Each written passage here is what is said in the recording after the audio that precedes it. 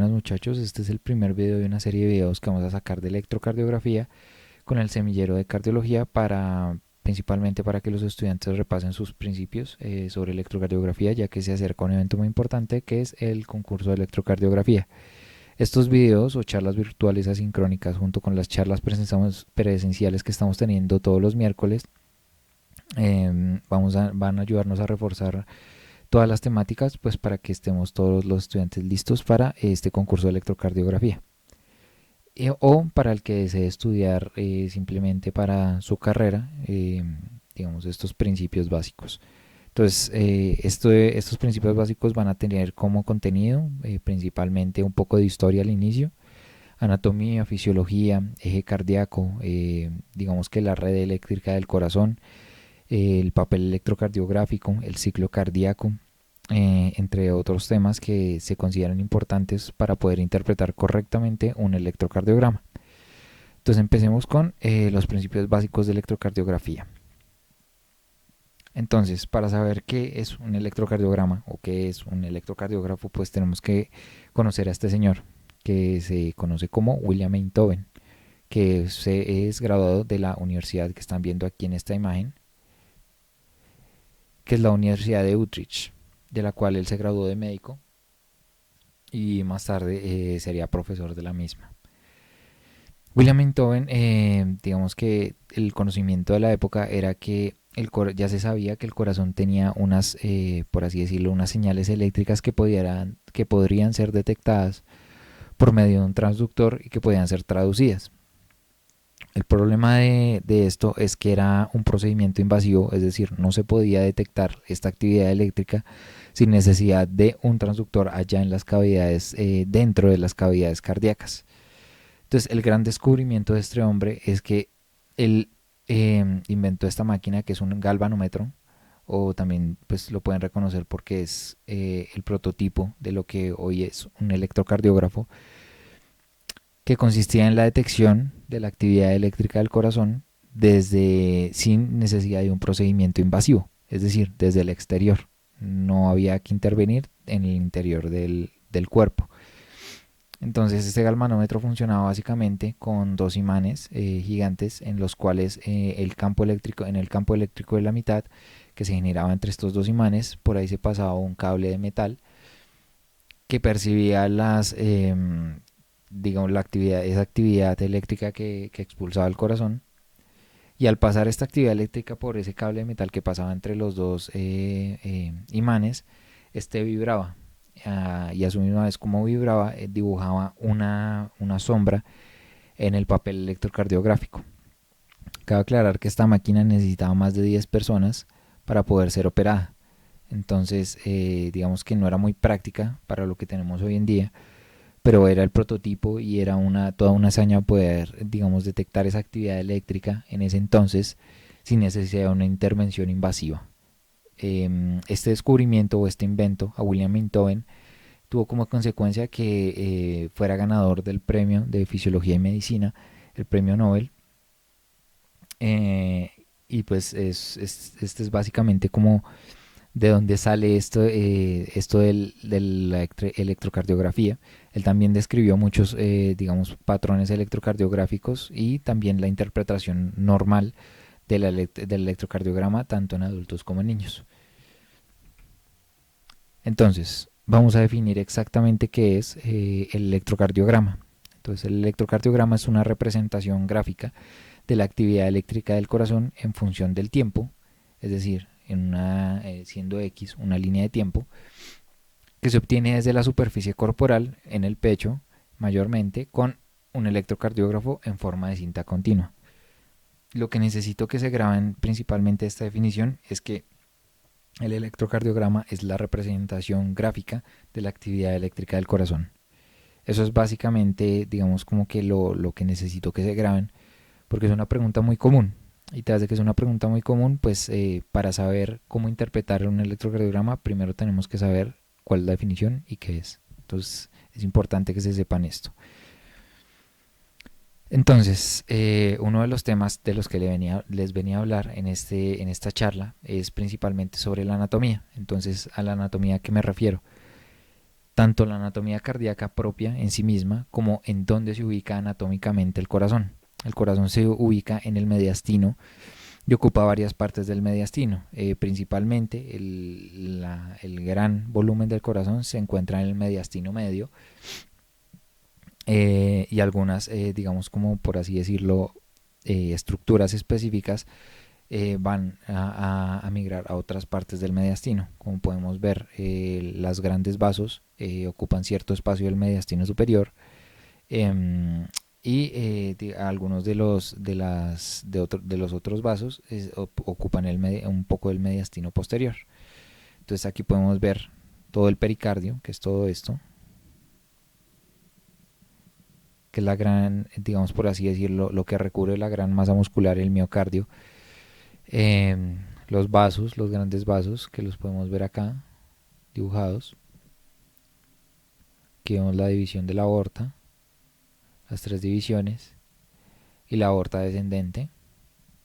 Y aquí vemos los vasos o las venas pulmonares y las arterias pulmonares.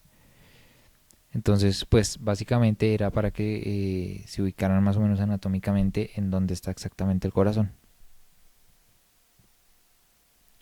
Entonces, las principales, digamos, como cavidades que debemos saber para comprender qué es lo que representa el electrocardiograma, se representan aquí en esta imagen. Entonces, vemos la aurícula derecha, ventrículo derecho, aurícula izquierda, ventrículo izquierdo, que son las cuatro grandes cavidades del corazón. Cabe aclarar que las cavidades derechas tienen mucha menos presión que las cavidades izquierdas, principalmente por el sistema al que se conectan, el sistema de drenaje al que se conectan. Y digamos que iniciando con el ciclo cardíaco, vemos que la vena cava inferior y la vena cava superior se comunican con la aurícula derecha. Al comunicarse con esta aurícula derecha, cargan toda esta aurícula derecha de sangre venosa. Sigue un llenado lento, que es básicamente el paso de la sangre a través de la válvula tricúspide, que es la que comunica estas dos cavidades, las cavidades derechas. El paso de sangre de la aurícula al ventrículo.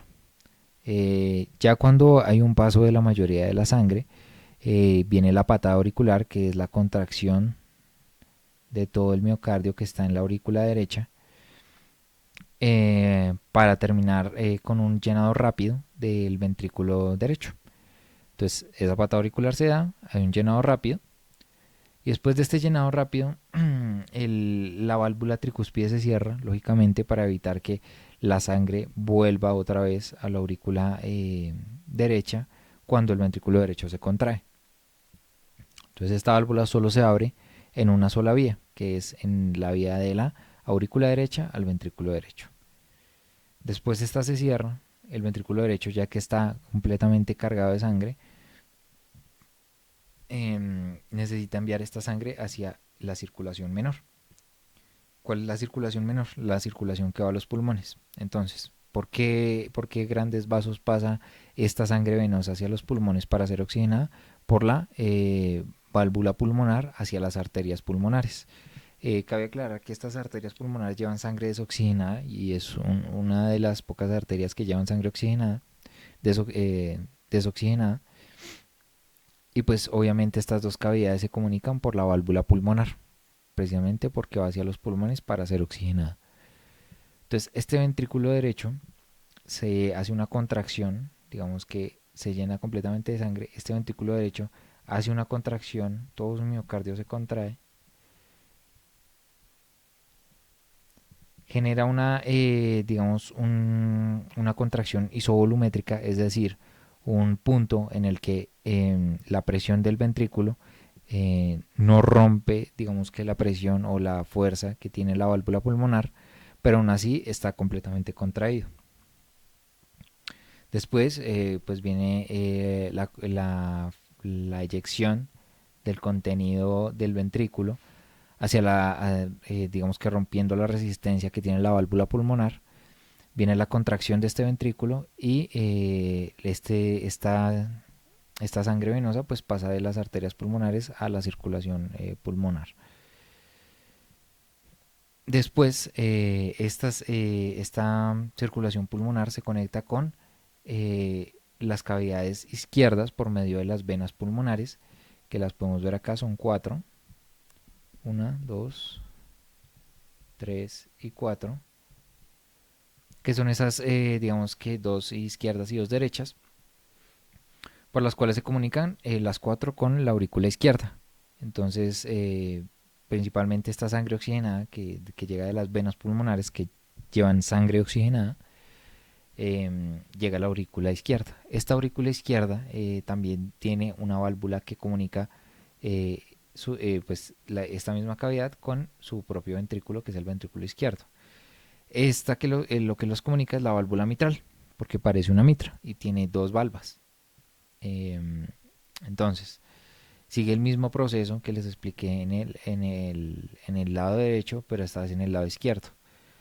También tiene un llenado lento, una pata auricular, un llenado rápido, una contracción isovolumétrica y una fracción de eyección que se va hacia la circulación mayor esta vez, porque las cavidades derechas al tener mayor presión es precisamente porque comunican con la circulación mayor, es decir, la que va a la circulación sistémica. Entonces, ¿qué conecta este ventrículo a la hora de la contracción con, digamos, con la aorta, que digamos es como que la principal mediadora que va a toda la circulación sistémica? La conecta a la válvula aórtica. Entonces lleva su propio nombre. Si conecta con la aorta, va a la válvula aórtica. Si conecta con la pulmonar, pues se llama la válvula pulmonar. Entonces este ventrículo izquierdo, cuando hace la contracción isovolumétrica y después rompe la resistencia de la válvula aórtica, quiere decir que venció la resistencia vascular periférica de todos los vasos, digamos, que están periféricos, y pues ya esta resistencia se rompe y pasa la sangre a la aorta y pues a toda la circulación sistémica. Entonces esto es lo que básicamente pasa cuando en cada ciclo cardíaco. Entonces esto se repite una y otra vez.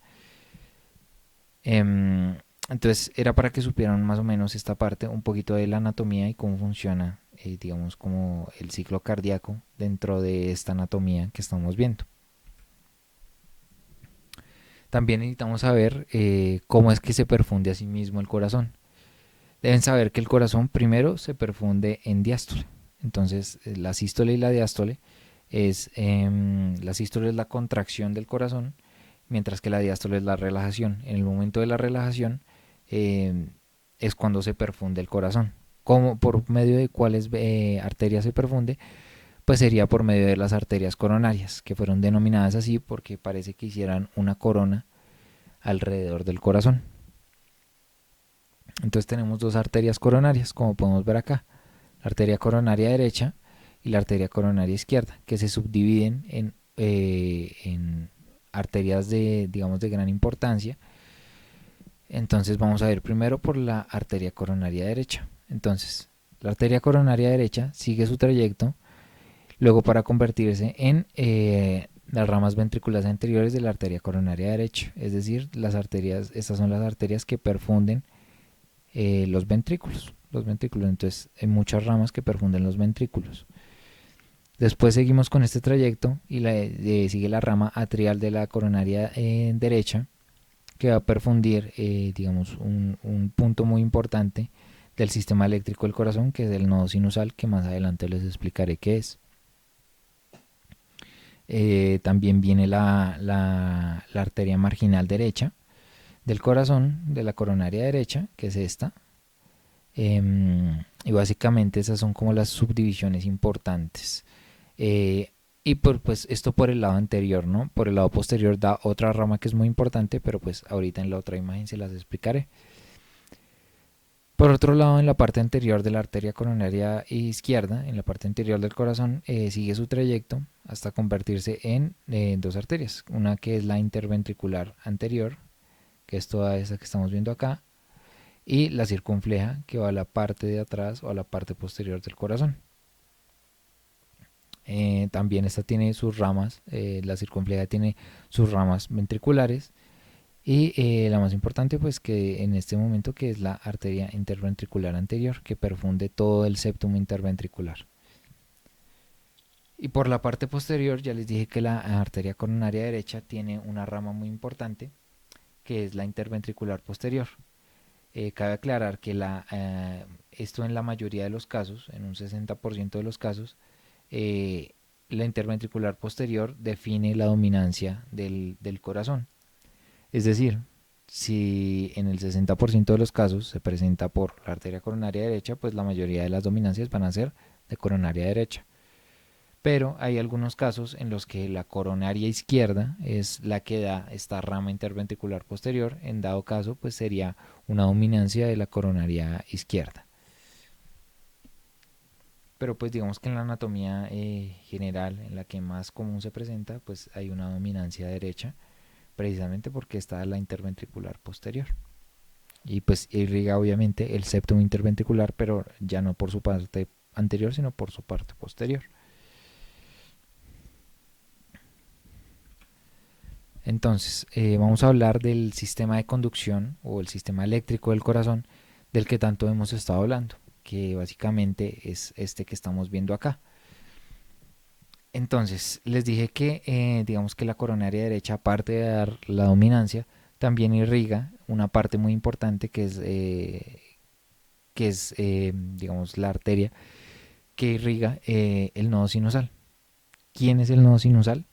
Es un conjunto de células las cuales son el marcapasos de la despolarización de todas las células miocárdicas del corazón. Es decir, si este señor se despolariza, que más adelante les explicaré exactamente qué es una despolarización, si las células de este nodo sinusal se despolarizan, automáticamente va a recorrer por todas estas fibras hasta los otros nodos, que son y hasta las otras fibras, que son estas,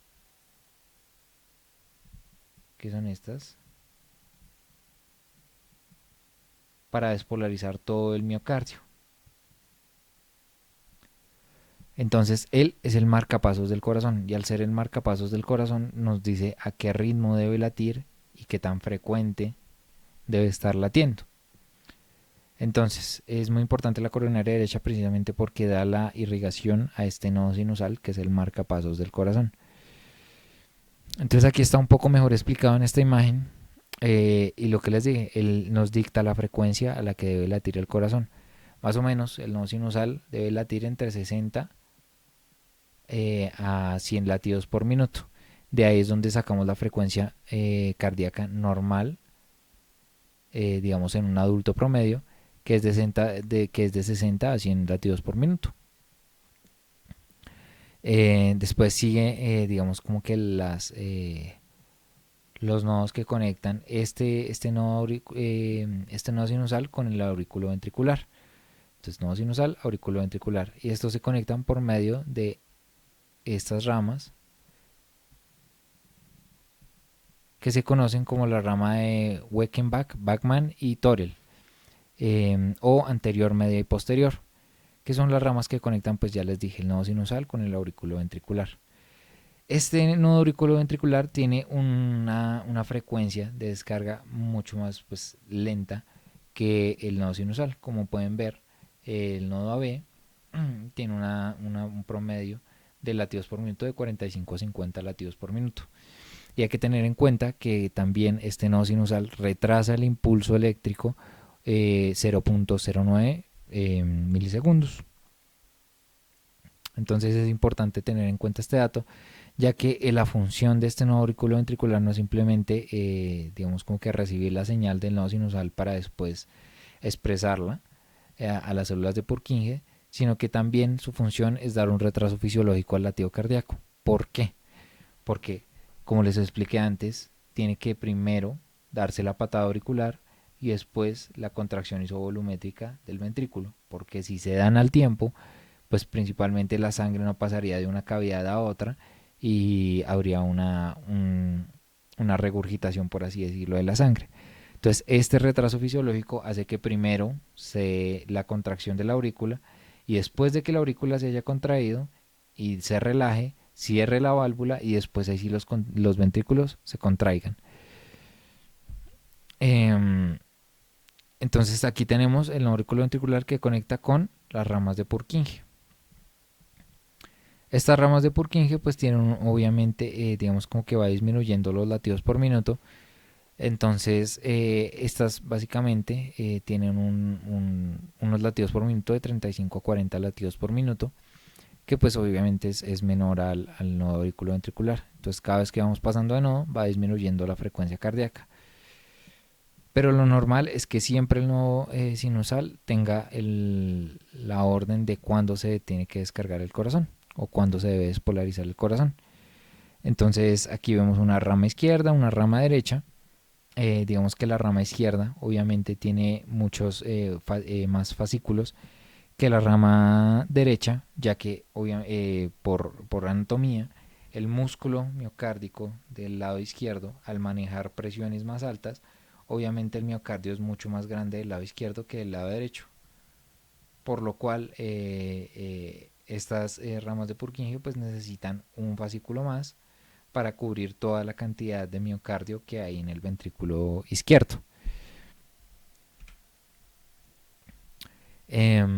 Bueno, aquí hablando, ya pasando a otro tema que es el potencial de acción.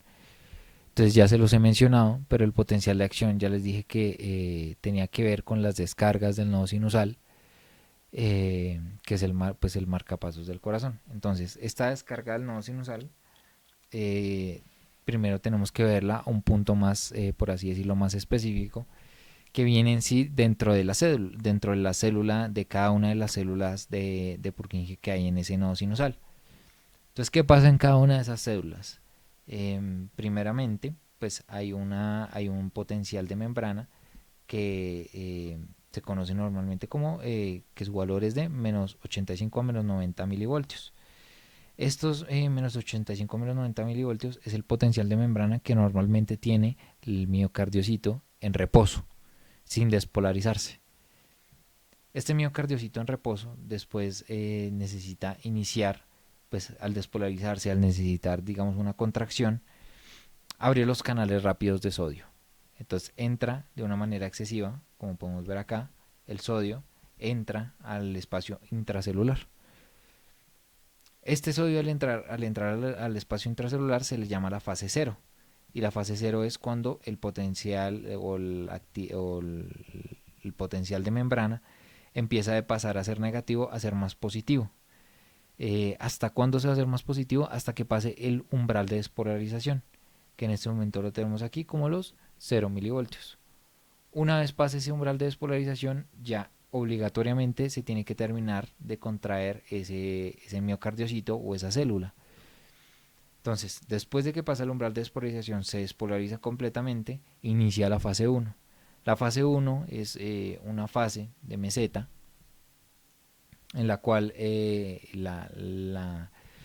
digamos por así decirlo, la despolarización se extiende un poco más gracias a primero a la salida, se abren los canales lentos de potasio, hay una salida lenta de potasio, una entrada de sodio y lo más importante, lo que sostiene mayormente la meseta o el ion que sostiene la meseta, el calcio, una gran entrada de canales de calcio. Entonces se abren los canales lentos de potasio, sale potasio, entra sodio y entra mucho más calcio, que es el que sostiene mayormente la meseta. Una vez acaba esta entrada de calcio, pues la célula necesita repolarizarse, volver a su estado basal otra vez para volver a despolarizarse. Entonces iniciamos la fase 2, en la cual se abren los canales rápidos de potasio y hay una repolarización muy rápida hasta otra vez hasta el potencial de membrana, que es de menos 85 menos 90. En el cual pues a la apertura de estos canales rápidos pues ya iniciamos la fase 3 y la fase 4 ya sería cuando volvemos nuevamente al potencial de membrana. O sea, volvemos nuevamente a un equilibrio homeostático para que la célula se pueda volver a despolarizar nuevamente. Entonces, eso que yo les mostré acá es básicamente lo que está representado en esta otra imagen. Entonces, miren cómo se despolariza el nodo sinusal. Entonces, ven que el nodo sinusal tiene una fase 0 y pasa directamente a una fase 3 y una fase 4. La aurícula, miren que tiene una fase 0, tiene una fase 1 un poco más corta, fase 3 y fase 4. Digamos que esto más que una fase 1 sería una fase 2, porque no es una meseta tan prolongada. El nodo AB, miren que aquí viene el retraso fisiológico, es decir, aquí se recorre mucho más tiempo de despolarización que el que se tiene el nodo sinusal, que miren que es mucho más corto y no tiene meseta. Entonces, aquí vamos con la célula de Purkinje, que ya nos muestra una despolarización más similar a la que estábamos viendo, la cual se compone de una fase 0, que es la despolarización, una fase 1, que es la apertura de los canales rápidos de potasio, fase 2, que es la apertura de los canales de calcio para mantener la meseta, fase 3 para la repolarización y fase 4 para el potencial de membrana nuevamente para volver a despolarizar. El ventrículo, miren que tiene una forma similar a las ramas de Purkinje. Y uniendo todo esto, o sea, todas estas, digamos, como despolarizaciones de las diferentes partes del miocardio, uniendo todo esto, pues va a mostrarnos lo que vemos finalmente en un electrocardiograma. Entonces, ¿qué vemos finalmente en el electrocardiograma? Vemos una onda, una denominación que va de la P a la T. Entonces, vemos una onda P, que representa, como podemos ver, miren, la despolarización de las aurículas, ¿sí? Miren que estas ondas que se representan acá mayormente están en las aurículas, ya que es la del nodo sinusal y la de la aurícula derecha. Digo, la aurícula derecha y la aurícula izquierda. Entonces vemos que esta onda P se representa como la despolarización de las aurículas y de la aurícula derecha y luego la izquierda. Tenemos un intervalo en el cual termina la P e inicia la Q, o el complejo QRS, en el cual vemos que es el retraso fisiológico que hay entre el nodo sinusal y el nodo auriculoventricular. Entonces hay ese retraso fisiológico para que no se contraigan al mismo tiempo, y entonces las aurículas se contraen primero y después viene la contracción ventricular, que es lo que representa a final de cuentas el QRS. Complejo QRS, como podemos ver, coincide con la despolarización de las ramas de Purkinje y el ventrículo en sí, del miocardio en sí, del ventrículo. Entonces, vemos que el QRS es la despolarización ventricular. Y finalmente vemos que la T coincide mucho con las fases 3 y 4, que es la repolarización del miocardio ventricular. Entonces, la T la tomamos como la repolarización ventricular. ¿Por qué no se ve, digamos, esta parte, esta fase 3 y 4 de la repolarización de las aurículas? Simplemente porque esta fase de repolarización, miren que coincide con la fase de despolarización de los ventrículos. Entonces, esa fase de repolarización de las aurículas se ve opacada por la despolarización de los ventrículos.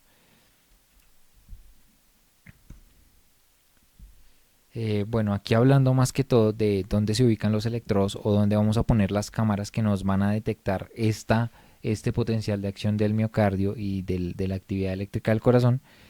Entonces tenemos dos tipos por así decirlo, derivaciones, en las cuales unas son bipolares, es decir, tienen dos polos que detectan uno negativo y uno positivo, y unas unipolares que solo tienen un polo, es decir, solo tienen un polo positivo.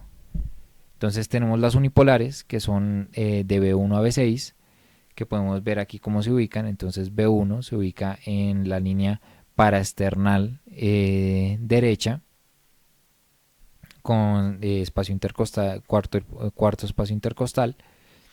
B2 se ubica en la línea paraesternal izquierda con cuarto espacio intercostal. B3 se ubica entre B2 y B4. B4 se ubica en la línea medio clavicular, quinto espacio intercostal. B5 se ubica en línea axilar anterior, en el quinto espacio intercostal. Y B6 es línea axilar media con quinto espacio intercostal. Esas son las unipolares. Y las bipolares, pues se ubican cuatro transductores, que es en el miembro superior derecho, en el miembro superior izquierdo, en el miembro inferior derecho y en el miembro inferior izquierdo, siendo, digamos, el miembro inferior izquierdo el polo a tierra de estos bipolares.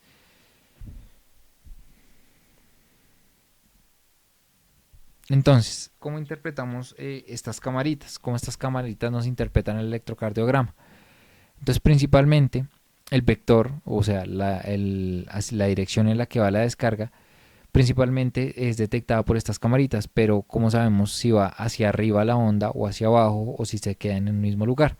Principalmente porque el vector es hacia donde se acerca la actividad eléctrica. Es decir, si yo tengo una cámara acá, un polo positivo acá y un polo negativo acá, y el vector va hacia el polo positivo, la onda de deflexión va a tener una deflexión positiva.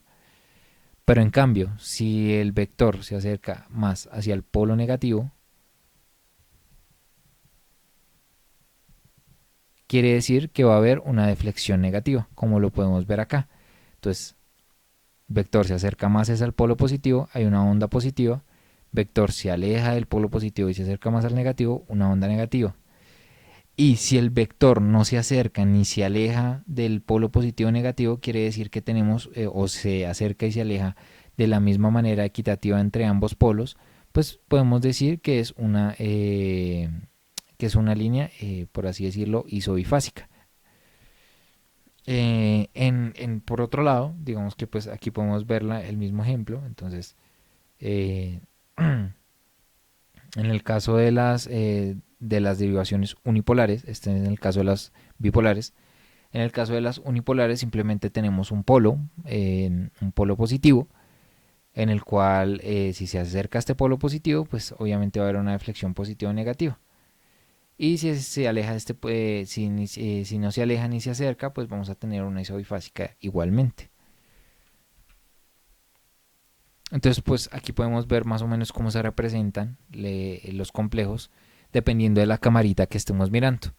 Entonces, pues para que sepan, las camaritas unipolares, es decir, las que solo tienen un polo, son de B1 a B6, para que recuerden. Entonces, B1, B2, B3, B4, B5 y B6 son unipolares, solo tienen un polo. En cambio, las bipolares son otras 6 que son D1, D2, D3 y ABR, ABL y ABF.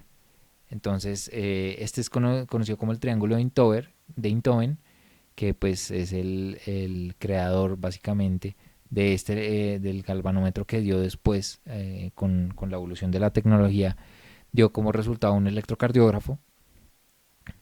Entonces aquí este triángulo de Einthoven, que se nombró así en su honor, nos demuestra cómo se ven los complejos o la representación electrocardiográfica dependiendo de la camarita. Miren que en B1, si se acuerdan bien de la ubicación de B1, está encima del septo del corazón. Entonces, al estar encima, digamos que el vector de despolarización del corazón no se aleja mucho o sea, se aleja mucho y no se acerca tanto. Por lo tanto, vamos a tener una deflexión, por así decirlo, mayoritariamente negativa o prioritariamente negativa. Miremos que B2 ya sigue siendo prioritariamente negativa, pero ya tenemos un poco más acercamiento hacia la deflexión positiva. B3 podemos detectar digamos que sigue siendo más hacia lo negativo, pero ya casi es igual lo positivo que lo negativo. En B4 vemos que es exactamente igual lo positivo a lo negativo, por lo cual lo llamaríamos una onda isobifásica. En B5 ya es predominantemente positiva y en B6 igualmente es predominantemente positiva. Entonces, lo que les dije, dependiendo de la carita a la que estemos mirando o a la cámara a la que estemos mirando, el complejo QRS en general todo, digamos la P, el complejo QRS y la T, van a tener una diferente morfología.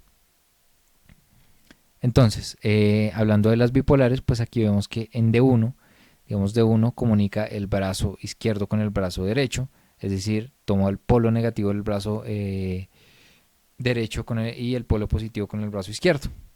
Entonces, al acercarse, obviamente, al brazo izquierdo, pues va a tener una deflexión positiva.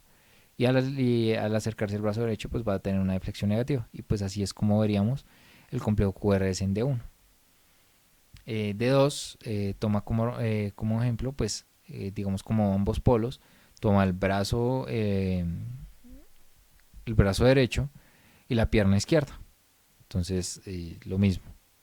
Si se acerca, digamos, siendo la pierna izquierda el lado positivo claramente, y siendo el brazo derecho el polo negativo. Entonces, si se acerca a la pierna izquierda, va a haber una deflexión positiva porque es el polo positivo, y se acerca al brazo derecho, pues va a tener una deflexión negativa porque pues es el polo negativo. De 3, pues lo mismo, siendo que la pierna izquierda es el polo positivo y el brazo izquierdo es el polo negativo, pues si se acerca a la pierna izquierda tenemos una deflexión positiva, y si se acerca al brazo izquierdo pues tendremos una deflexión negativa. Entonces estas son las relaciones que tienen, digamos, como de 1, 2 y de 3.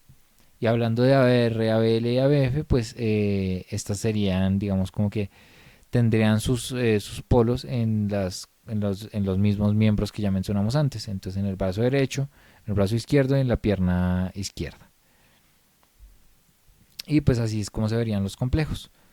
Podemos ver que en ABR se ve prácticamente al revés el complejo QRS, precisamente porque estamos al lado derecho. Entonces, si estamos al lado derecho, lo más probable es que el complejo QRS se esté acercando más, digamos, fisiológicamente se va a acercar el vector hacia el lado izquierdo. Entonces, obviamente, como se aleja tanto del lado derecho, pues vamos a tener un complejo QRS pues negativo o predominantemente negativo.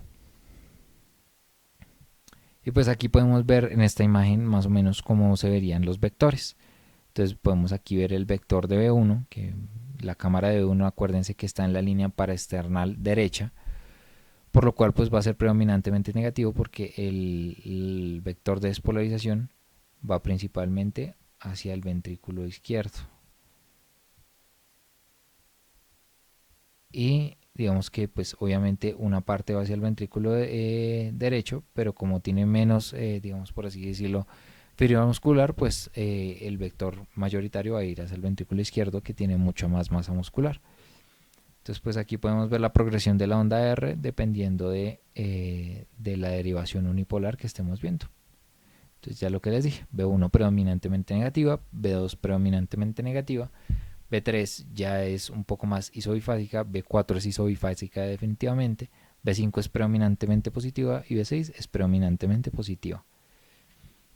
Pues aquí lo que les mencionaba del triángulo de Einthoven, entonces podemos ver el brazo derecho siendo el polo negativo, el brazo izquierdo siendo el polo positivo. En D1, en D2 pues se tiene el brazo izquierdo, el brazo derecho como polo negativo, la pierna izquierda como polo positivo, y aquí como se vería, digamos, en el electrocardiograma, como se vería en cada una de las derivaciones, normalmente esa despolarización miocárdica. De 3 pues tenemos de referencia la pierna izquierda y el brazo izquierdo, siendo la pierna izquierda el polo positivo, el brazo izquierdo el polo negativo, y así es como se vería en el electrocardiograma. ABF, que solo toma como referencia la pierna izquierda, entonces así es como se vería.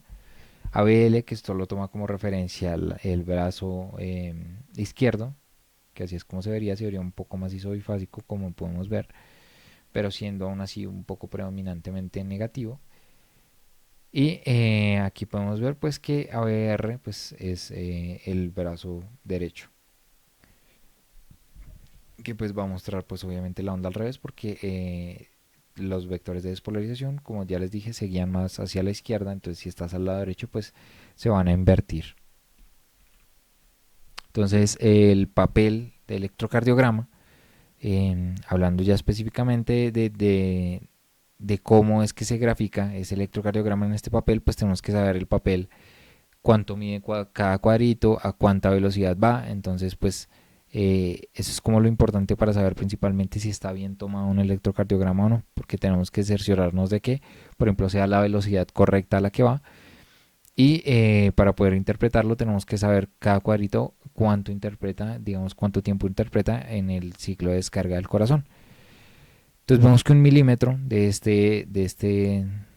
de este papel milimetrado equivale a 0.04 segundos en la despolarización del corazón. Y vemos que eso en el eje de las X, y en el eje de las Y podemos ver que cada cuadrito equivale a 0.1 milivoltios, siendo un cuadro grande 0.5 milivoltios. Y pues obviamente en el eje de las X, pues si vamos sumando de 0.04 segundos en adelante, pues vamos a llegar a la conclusión de que 5 cuadros chiquitos que componen un cuadro grande eh, van a demorar 0.2 segundos, 0.20 segundos. Entonces eso es como lo que mide cada cuadrito. Ondas, segmentos, intervalos. Entonces pues aquí tenemos diferentes, por así decirlo, ondas, que son las que ya les mencioné antes, la P, el complejo QRS, la T y la U, que siempre es patológica, y casi nunca aparece, es muy difícil ver una onda U. Los segmentos, que los segmentos no comprenden las ondas, es decir, el segmento, digo, los segmentos sí comprenden las ondas y los intervalos comprenden las ondas y los segmentos no comprenden las ondas. Otra vez. Entonces, aquí tenemos ondas, segmentos e intervalos. Entonces, las ondas ya les dije que interpretaba cada una, que interpretaba la P, el complejo QRS, la T, que son las importantes, las que siempre aparecen. La U siempre, pues como podemos ver acá, es patológica, entonces es muy difícil verla y no nos compete hablar de eso, ya que esto sería lo normal, estaríamos hablando de lo normal, lo fisiológico. Eso por la parte de las ondas. Los segmentos, digamos que los segmentos no comprenden las ondas, es decir, es el espacio entre una onda y otra, ¿sí? Mientras que los intervalos comprenden desde el inicio de una onda hasta el inicio de otra onda, es decir, comprenden todas las ondas que hay entre un espacio. Entonces tenemos la onda P, el intervalo PR, que obviamente es desde el inicio de la onda P hasta el inicio del complejo QRS. El otro intervalo muy importante que es el intervalo QT, que va desde el inicio de la onda Q hasta el final de la onda T.